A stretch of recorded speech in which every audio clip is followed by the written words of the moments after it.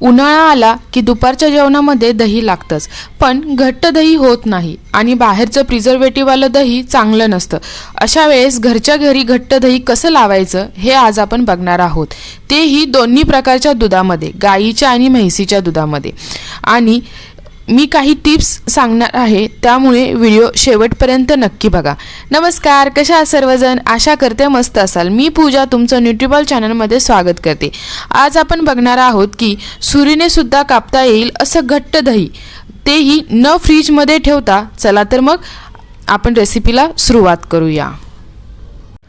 आता आपण येथे ना एक पातेलं घेणार आहोत, त्याच्या बुडाला थोडंसं पाणी ॲड करून घेणार आहोत आणि त्यामध्ये आपण जे म्हशीचं फुल फॅट दूध आणलेलं आहे ते आपण ह्याच्यात ओतून घेऊन ते लो गॅसवरती आपण गरम करून घेणार आहोत. आपलं दूध गरम झालं, त्याला चांगली उकळी आली की आपण त्याला चमच्याच्या साहाय्याने चांगलं हलवायचं आहे.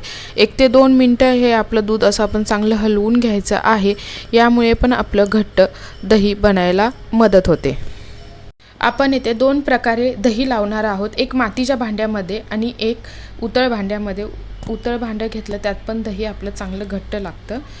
तुम्ही इथे बघू शकता, मी त्या भांड्याला विरजण घेतलेलं आहे. पहिली ट्रिक, पूर्ण भांड्याला विरजण लावून घ्यायचं, यामुळे दही घट्ट बनायला मदत होते. आणि विरजण जास्त नको, अर्धा लिटरला 1.5 चमचा विरजण पुरेसं आहे. आणि आपलं जे दूध आहे ना ते कोमट असावं, म्हणजे आपलं जर आपण त्याच्यामध्ये बोट आतमध्ये घातलं तर ते आपल्या बोटाला सोसवेल एवढं कोमट असावं. ही झाली तिसरी टीप. आता तुम्ही इथे बघू शकता, मी दूध ओतून घेतलेला आहे.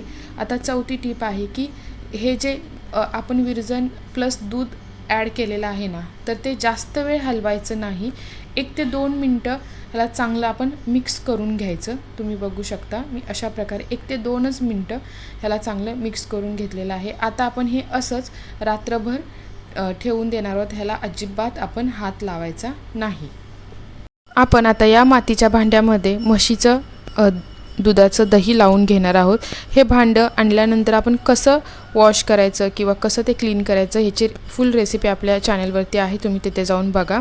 आता आपण ह्या मातीच्या भांड्यालाही आपलं जे विरजण आहे ना ते असं गोल पूर्ण त्यांच्या भिंतीला त्याच्या पूर्ण असं विरजण लावून घ्यायचं. ही आपली महत्त्वाची ट्रिक आहे. आता तुम्ही इथे बघू शकता, जे आपण म्हशीचं दूध घेतलेलं होतं ते आपण आता या मातीच्या भांड्यामध्ये ओतून घेणार आहोत. चांगलं मिक्स करून घ्यायचं. वरती जी साई होती ती सगळीकडे त्याच्यामध्ये मिक्स करून घ्यायची. आणि आता आपण ते चांगलं 1 ते 2 मिनटं हलवून घेणार आहोत.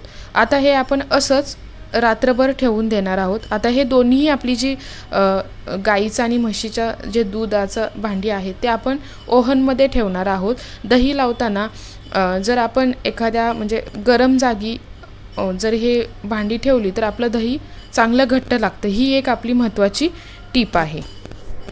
आता आपण सकाळी उठून ही भांडी ओपन करून बघणार आहोत. तुम्ही बघू शकता, आपली दोन्हीही जी दही आहे ते घट्ट असं लागलेलं आहे. वरती पाण्याचा सुद्धा लेयर आलेला नाही, म्हणजे आपण जे दूध गरम करून घेतलं होतं ते अगदी त्यातून सगळं पाणी त्याच्यामधून निघून गेलेलं होतं. तुम्ही ते बघू शकता, आपलं गाईचंही दुधाचं आणि म्हशीच्याही दुधाचं घट्ट असं दही लागलेलं आहे, जे की आपण सुरीने सुद्धा कापू शकतो. तुम्ही ते बघू शकता, मी आता पुढे सुरीने कापणार आहे, त्या वड्या पडतील असं हे आपलं घट्ट दही झालेलं आहे. खूप लोक दाखवतात की दही इतकं घट्ट लागतं की लगेच सुरीने कापता येतं, पण खरं सांगायचं तर फ्रेश दही असं नसतं. दही सेट झाल्यावर सॉफ्ट आणि क्रीमी असतं. जर तुम्हाला कापता येईल असं घट्ट दही हवं असेल तर ते आधी फ्रीजमध्ये ठेवल्यावरच ते होतं. मी येथे तुम्हाला रिअल आणि परफेक्ट दही कसं लावायचं हे दाखवले, कोणतेही फेक ट्रिक नाही. तुम्हाला कशी वाटली ही रेसिपी नक्की मला कमेंट करून सांगा. आणि मी ज्या तुम्हाला सिक्रेट टिप्स दिलेल्या आहेत त्या तुम्ही नक्की यूज करा. तुमचंही दही हे घट्ट बनेल. पहिली आहे ती फुल फॅट दूध वापरा. मातीचं भांडं बेस्ट आहे दह्यासाठी. दूध योग्य तापमानात असावं. विरजण जास्त नको. सेट होताना डिस्टर्ब करू नका. गरम जागी ते रात्रभर ठेवा. दही लावताना आधी भांड्याच्या भिंतीला विरजण लावा, मग दूध टाका. ह्या तुम्ही गोष्टी करा, बघा तुमचं दहीसुद्धा अगदी माझ्यासारखं घट्ट होईल.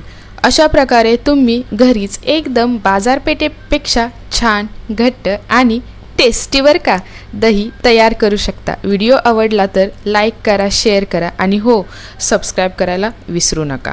धन्यवाद. भेटूया पुढच्या अशा नवीन हेल्दी रेसिपीमध्ये.